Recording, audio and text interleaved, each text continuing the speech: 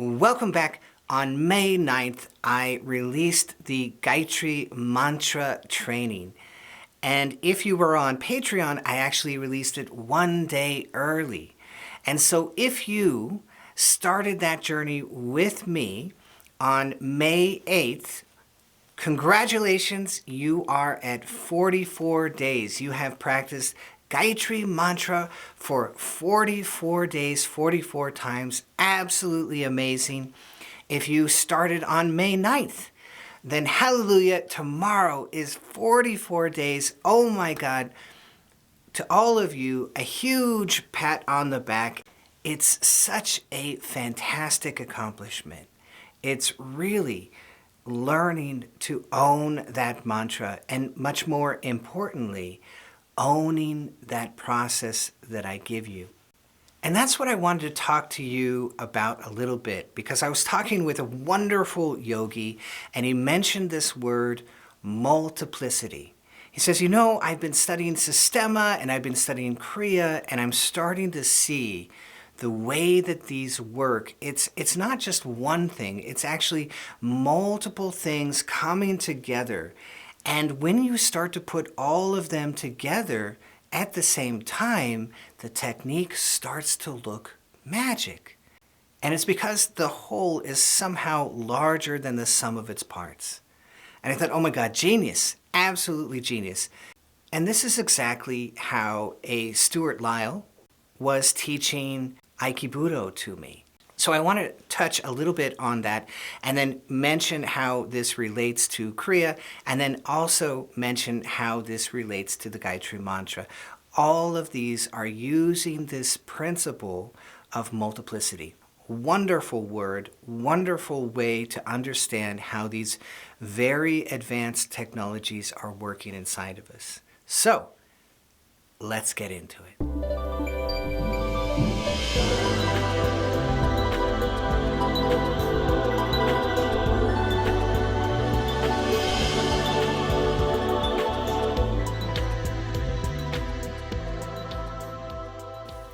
So I was studying Aikibudo with Stuart Lyle, and he goes, look guys, the way that this is really working, we can get into the technique, that's fine, we can learn all the techniques, but it's what the technique has to teach you which is important. It's the principles which are allowing that technique to work correctly under those conditions. So you're not learning just a form. The form is there to teach you a language, and that language is the language of principles. So, for example, somebody strikes at your face, and the first principle in the Aikibudo, which he was teaching, was not to block, but to wedge.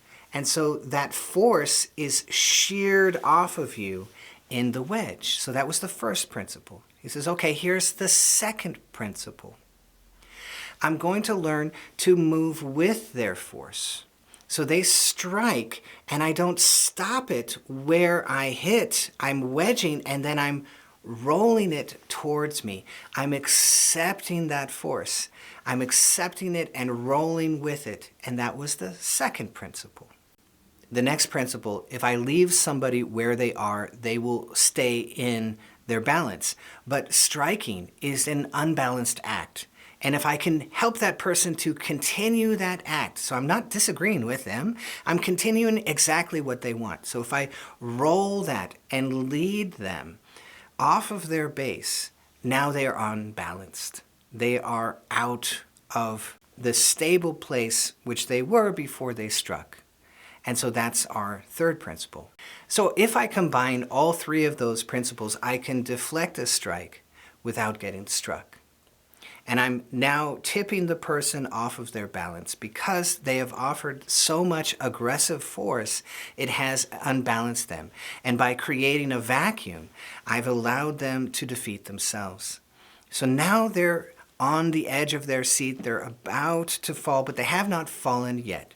Now, if I can introduce a grounding into them, if I can take the point which is unbalanced and then ground it straight down, in other words, if I can drop my weight through the person, then I will offer them a state of complete balance as they go down to the floor. So that's 4 principles: wedge, roll, lead, and ground. And all of those together will cause the person which has struck at me to fall straight to the floor.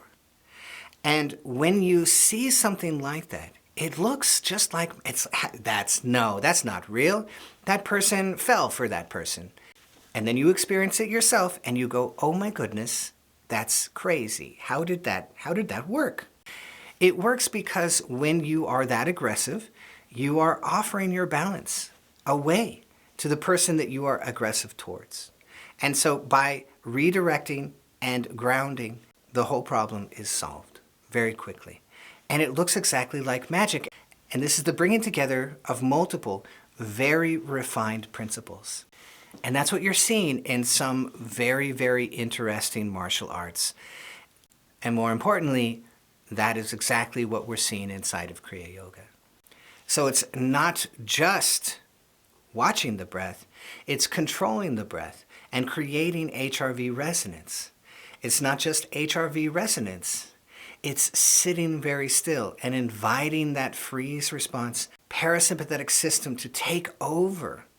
And so we start to feel bliss. And that bliss furthers the deepening of the experience, allows us to let go.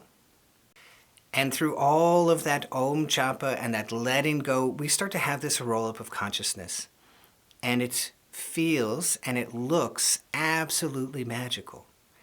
And you say, how can this be? Well, it's because all of these principles are coming together in a very congruent and integrated way into us inside of meditation. If you can, enter into HRV resonance, sit very still, notice the 4 proofs, practice some Om Japa in the chakras, and let go and soak in all of the good benefits. Oh my God, how many glorious principles are you bringing together into one place, and the multiplicity, the multiplication that happens between those principles is absolutely magic. And of course, I don't mean to take my word for it. No, go find it. Go try it. See for yourself the magic of it. But the magic didn't come from nowhere. It came from that multiplication and that integration, you see. And that's what you're seeing in the Gayatri Mantra, that it's not just one thing. It's not just the mantra. It's where you're giving the mantra, how you are giving the mantra, how that works inside of your brain. And following that progression is how it becomes so powerful inside of you. And I've had some glorious feedback, absolutely wonderful. So many yogis have come back to tell me, oh my God, this is so powerful. And the understanding itself, how it's working in the brain, has been just so powerful. I've translated that into other ways other things that I've been using. And oh my goodness, how amazing. That's it. That's the multiplicity, isn't it? So for a long time in our life, sometimes we're just adding and subtracting, and oh my God, it's taking so long. But suddenly you learn multiplication, and oh my God, here we go. This is it. This is the... So again, huge congratulations to all of those who joined me on this Gayatri journey. Hallelujah, so amazing. I'm so glad that you came along with me. Picked up this Gayatri mantra, put it into the tool belt of your life. I think it's absolutely glorious, and you will have one day and you'll be like, what do I need? I need something. And all of a sudden you'll pull out the Gayatri mantra and you'll go, oh my God, this is it. This is what I needed today. And that's so glorious to me. I really love it. Really love all the feedback I've been getting. Thank you so much. I'm so glad it's very, very meaningful to you. And to all of you that started a little bit later, you'll be catching up with those 44 days in no time, and so wonderful. And why does it work? Multiplicity. Fantastic word. Thank you so much to that yogi that mentioned that word to me. I hope that you love this. If you did, be sure to hit that bell down below so I can see all of you next time.